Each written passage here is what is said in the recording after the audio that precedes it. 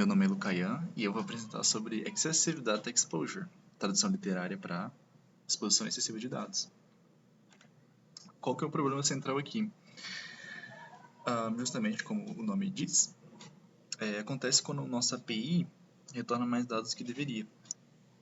Então, campos sensíveis que não deveria ser expostos, como informações pessoais, administrativas, acabam sendo vazados. E isso é tão importante que está listado como top 10 no OASP. Né? Então, é realmente uma coisa relevante. Então, acontece. Desenvolvedores, como a gente, muitas vezes confiam que o front, a parte que faz o design, vai filtrar ali os dados que a gente quer e a gente só envia todos os dados. Então, tipo assim, a gente pega do banco de dados ali MySQL, por exemplo. Vem todos aqueles campos, vem um monte de coisa e a gente fica com preguiça. Só envia tudo. Pronto, envia tudo pro front lead, né? Que o front lead com isso. Não é bem assim. Esse é um erro crítico. Hackers, eles podem interceptar o que está vindo da API e usar isso, cara, maliciosamente. Então a frase-chave aqui é, se está no JSON, está exposto. E o que é o JSON, né? JSON é o formato que a gente usa para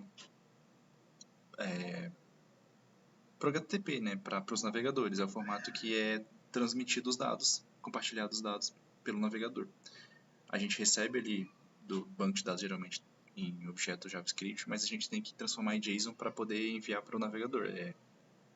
Por ser mais eficiente, mais leve, enfim, é o mais utilizado hoje em dia. Então, se está no JSON, está exposto. E por que isso acontece? Alguns fatores. Temos aqui dados excessivos, então que a gente envia tudo de uma vez. Mais dados do que o necessário. Pode acabar expondo informações sensíveis. A serialização automática. O que é a serialização e deserialização? Quando a gente transforma em JSON, quando a gente transforma em objeto JavaScript. E é justamente como eu disse, para fazer a transmissão de dados pelo navegador ali, a gente precisa transformar em JSON. Então, quando a gente serializa automaticamente, ou seja, só recebe todos os dados e já serializa e já manda, sem nenhum tipo de controle, sem nenhum tipo de filtro, pode colocar risco à segurança.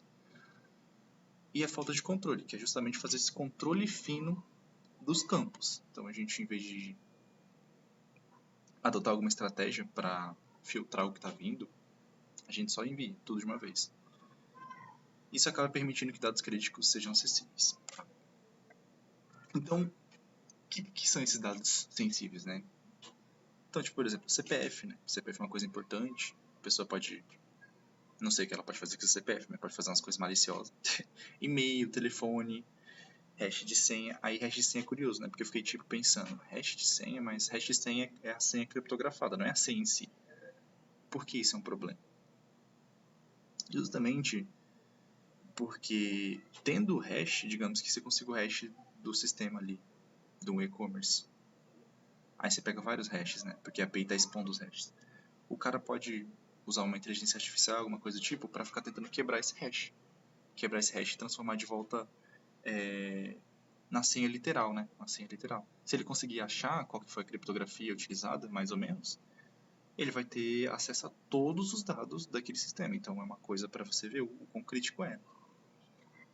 Então, entre vários outros, como se a pessoa, qual o nível de acesso da pessoa, se ela é administrador, se ela é não sei o quê.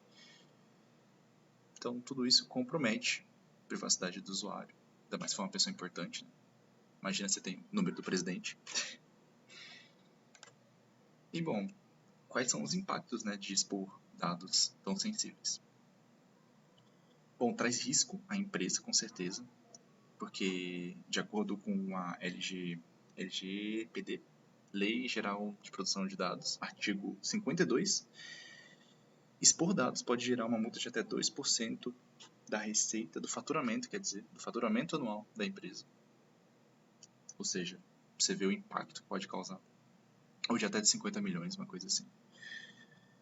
E outras coisas também. Você vai ter que notificar os usuários que os dados foram expostos, senhas ou e-mail, CPF. pode realizar auditorias para ver o que está acontecendo, vai ter que contratar pessoas da segurança, então vai tipo, tudo mexer com o dinheiro da empresa. E quando mexe no bolso, dói. Pode rolar fraude, a reputação da empresa vai pro pau, processo, você pode sofrer processo, então para ver como isso é uma coisa muito importante. Ali também diz sobre ataque de engenharia social, né? Porque tendo os dados das pessoas, você pode se passar pela pessoa, entendeu? Você pode conseguir o contato de uma pessoa que não deveria ter. Então, entre outras, tem várias coisas. Então, hackers atacantes, eles podem interceptar requisições da API com algumas ferramentas. O próprio WebKit que eu vou mostrar daqui a pouco mostra algumas coisas. Então, ele pode analisar o JSON, as informações ali e extrair dados. Então, eu vou demonstrar aqui, fazer uma pequena demonstração de API vulnerável. Eu tenho aqui separado.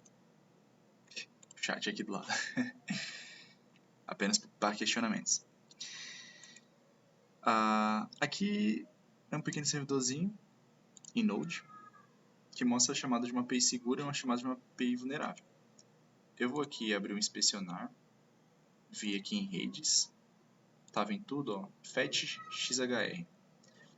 E aqui digamos que seja uma aplicação, né? Você está ali, fez o seu cadastro, fez o seu login, está acessando seu perfil, sempre está rolando chamadas de API, get, post, enfim, aqui digamos que fez uma chamada e está só expondo aqui, nome e e-mail, tudo certo, né? Então a gente vê aqui, ó, que quando eu cliquei no botão da API segura, ele retorna aqui, ó.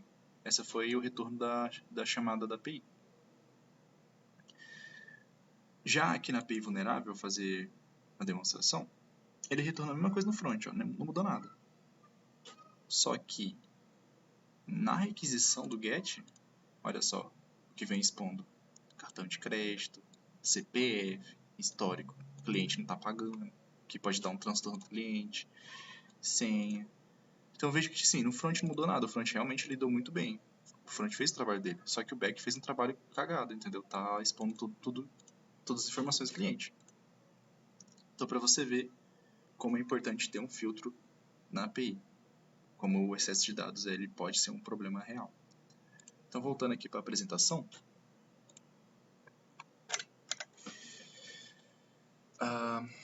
como podemos corrigir isso, né? Então, beleza, a gente está expondo os dados, fizemos cagado, o que a gente pode fazer?